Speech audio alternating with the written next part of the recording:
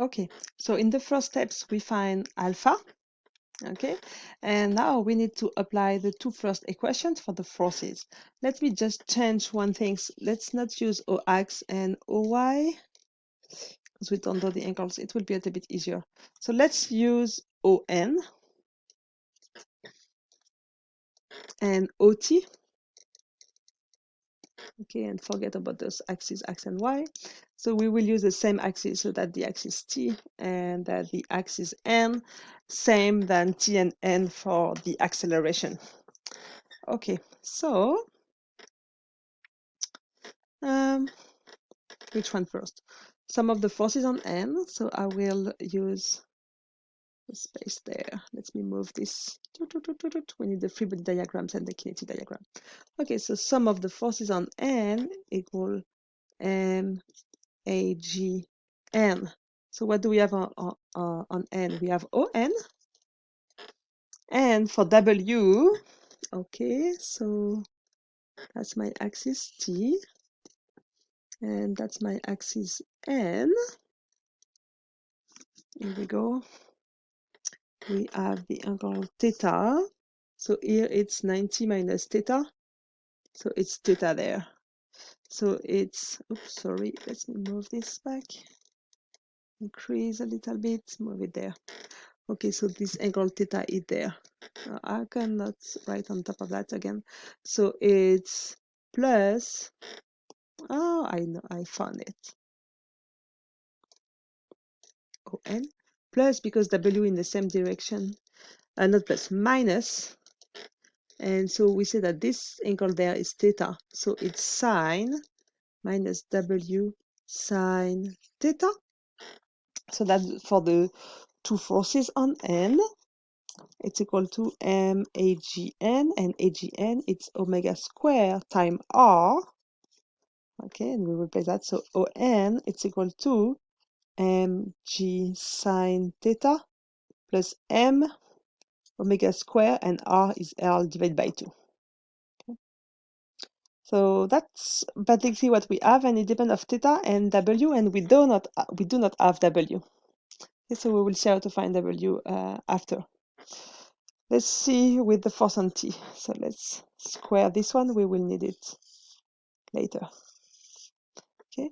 Sum of the forces on T, it's equal to M AG T, the acceleration of T, so this one.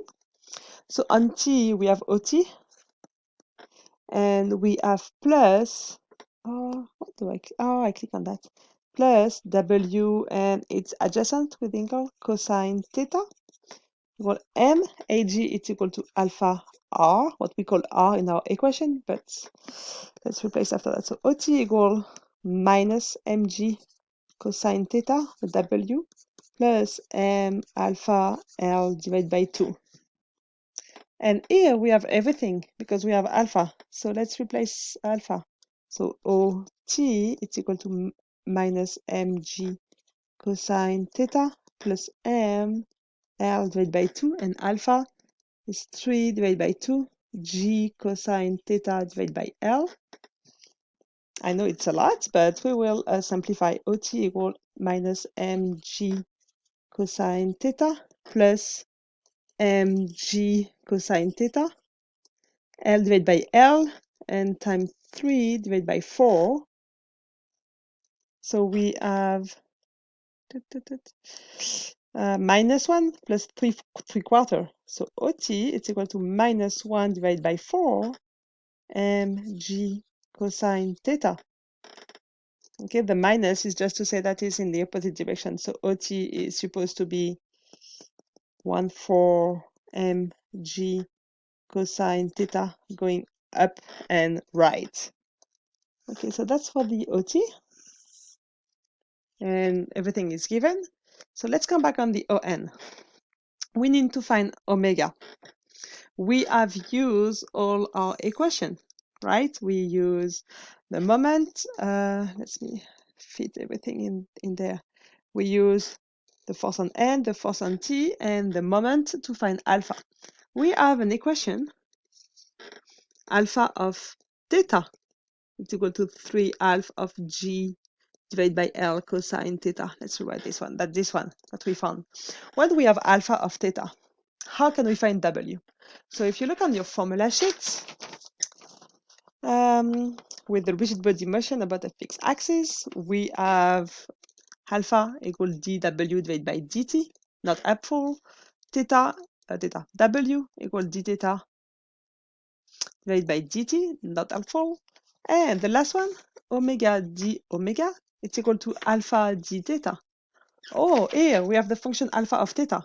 So we can write that omega d omega, it's equal to alpha 3 alpha g divided by L cosine theta d theta.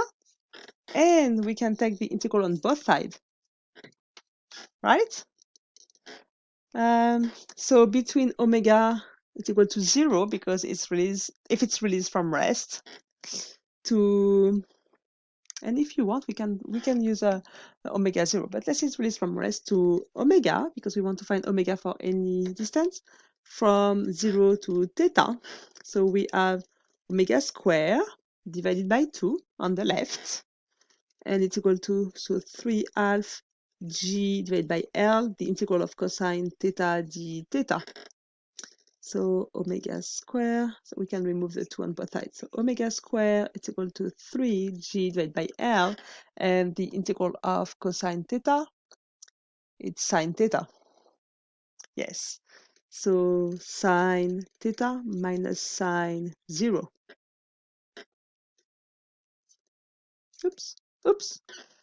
And sine 0 is 1, so omega square, is it 0?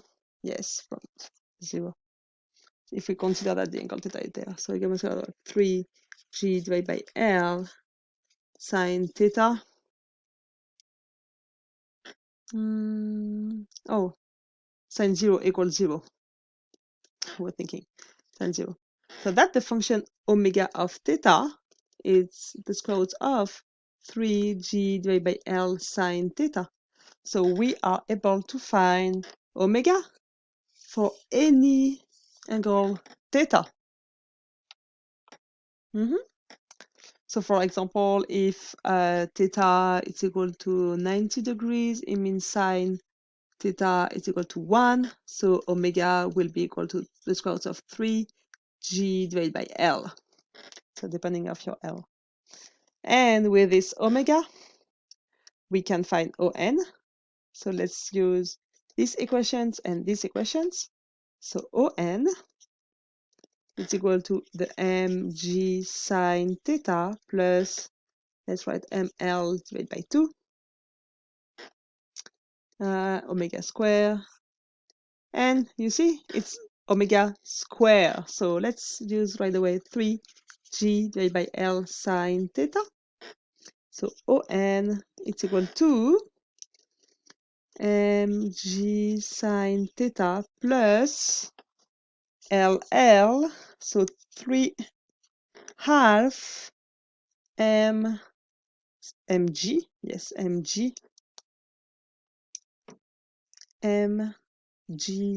sine theta. So ON it's equal to, I'll just check I didn't forget any sign. No, I think I'm fine. So 3 half plus 2 half, 5 half of mg sine theta. So we are able to find the ON for any angle. So you can check for some specific angles to see if it's correct. So yeah, redo this Slender road and use, for example, I try to have everything on the final video, so you have everything. So I will recommend try, for example, and you see the mass.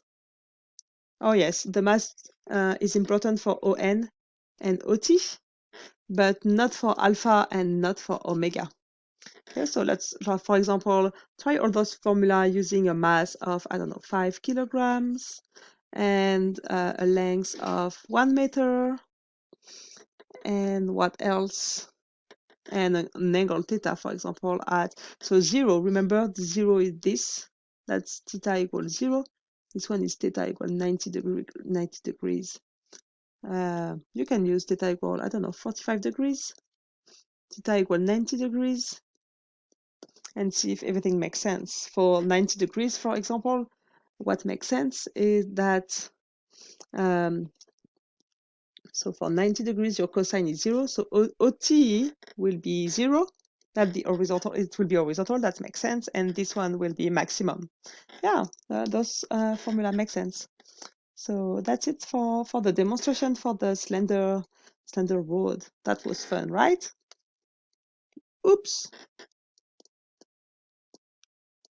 Oops. And oh, I cannot put it back.